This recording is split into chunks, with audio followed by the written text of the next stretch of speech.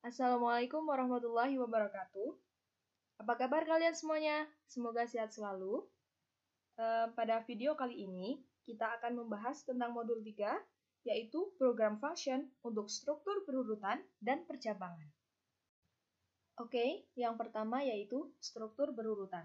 Struktur berurutan terdiri dari satu atau lebih instruksi. Tiap instruksi dikerjakan secara berurutan sesuai dengan urutan penulisannya, yaitu sebuah instruksi dieksekusi setelah instruksi sebelumnya selesai dieksekusi.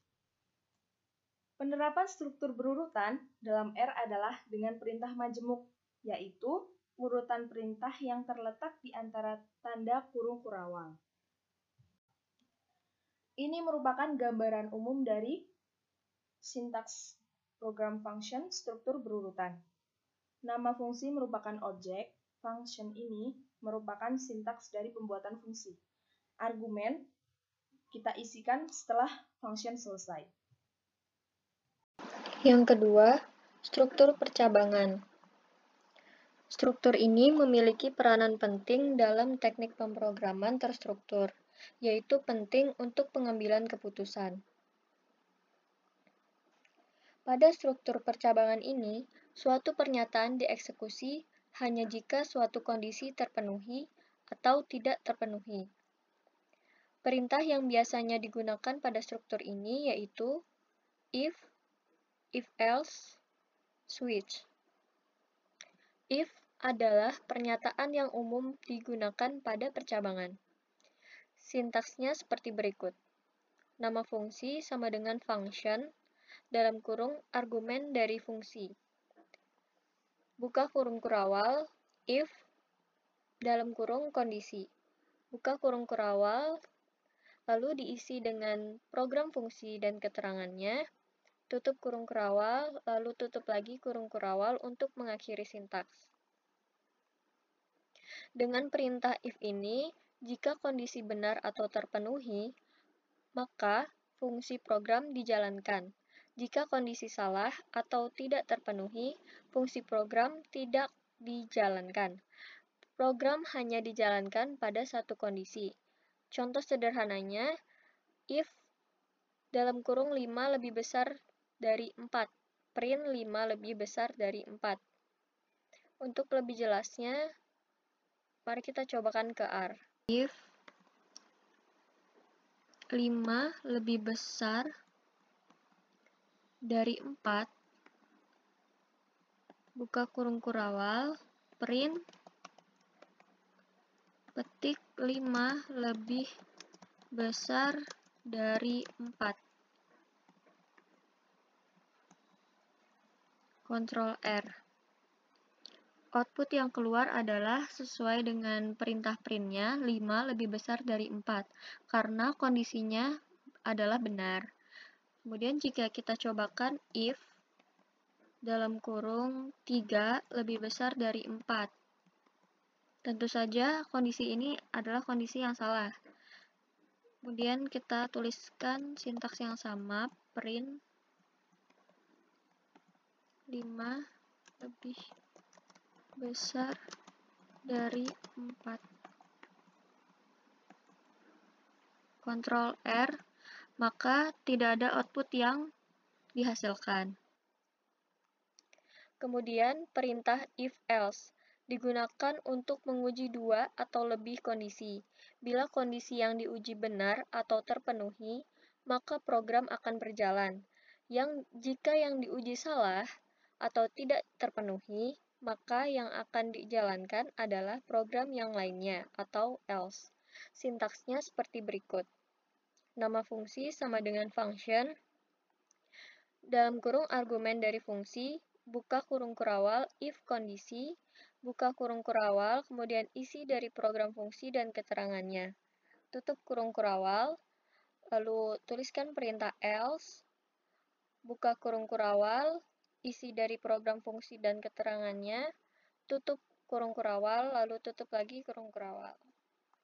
Atau menggunakan sintaks seperti berikut. Nama fungsi sama dengan function. Kemudian ada if untuk kondisi 1, ada else if untuk kondisi 2, yang terakhir itu else. Jika terdapat lebih dari 2 kondisi, maka else if harus ditambahkan, sehingga susunan perintahnya menjadi if, else if, kemudian else if lagi, baru else. Lalu perintah switch, sintaksnya switch dalam kurung statement, list. Statement itu dapat berupa tipe data numerik, string, maupun karakter. Kemudian list atau daftar berisi nilai-nilai yang akan ditampilkan sesuai dengan nilai yang akan diberikan. Nilai yang akan ditampilkan itu list, nilai yang akan diberikan itu statement. Contohnya, sintaks switch dalam kurung 2, merah, kuning, biru. Dalam hal ini, 2 merupakan statement. Kemudian merah, kuning, biru adalah list. Listnya merah yang pertama, yang kedua kuning, dan yang ketiga biru. Dari sintaks berikut, karena diberikan nilai 2 sebagai statement, maka outputnya adalah kuning, yang merupakan urutan kedua dari list. Oke, kita memasuki percobaan yang pertama, yaitu menghitung keliling persegi panjang. Kita run.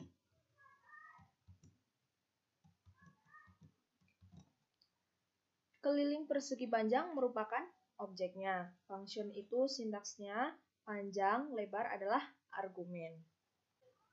Nah, kita langsung menuliskan saja objeknya.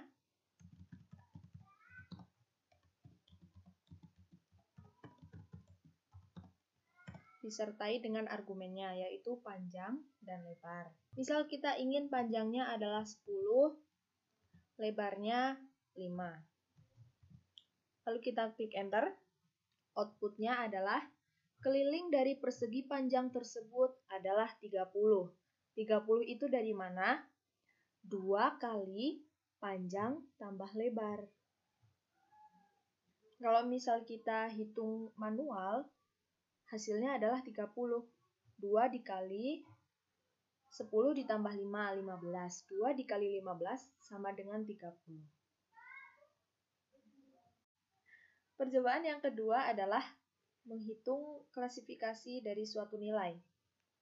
Kita langsung run aja sintaksnya.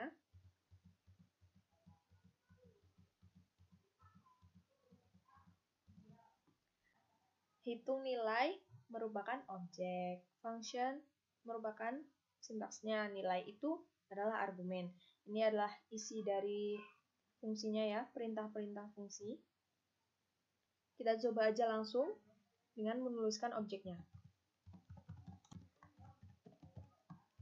Misal kita ingin memasukkan nilai 90. Kita klik enter saja. Maka output dari nilai 90 ini adalah nilai A.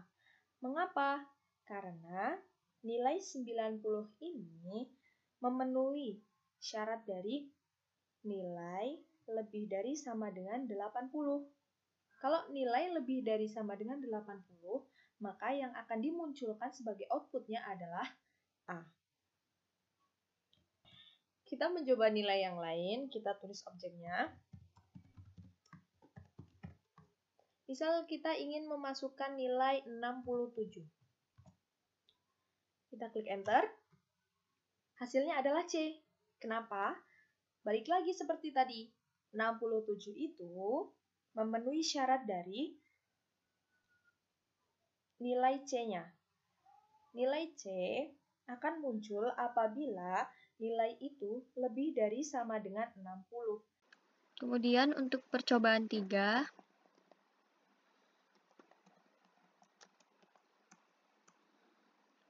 kita akan menghitung volume dan luas tabung. Kita buat nama fungsinya adalah tabung sama dengan function buka kurung R dan T merupakan argumennya. Buka kurung kurawal, cat, informasi pilihan Anda. N, kemudian cat, T, tekan L untuk menghitung luas permukaan. /N, petik 2, tutup kurung. Kemudian cat lagi. Kemudian setelah menuliskan sintaksnya, blok semua sintaks yang ada pada skrip, lalu tekan Ctrl R. Setelah skrip di-run, kita bisa mencobakan untuk menghitung suatu tabung. Misalnya jari-jari itu 5 dan tingginya 10. Maka kita tuliskan tabung 5,10 sesuai dengan argumen yang kita tuliskan pada sintaks. Kemudian enter, maka akan tertulis informasi pilihan Anda. Tekan L untuk menghitung luas permukaan, tekan V untuk menghitung volume. Kita coba untuk menekan L. Enter, maka di sini outputnya luas permukaan tabung dengan jari-jari 5 dan tinggi 10 adalah 471.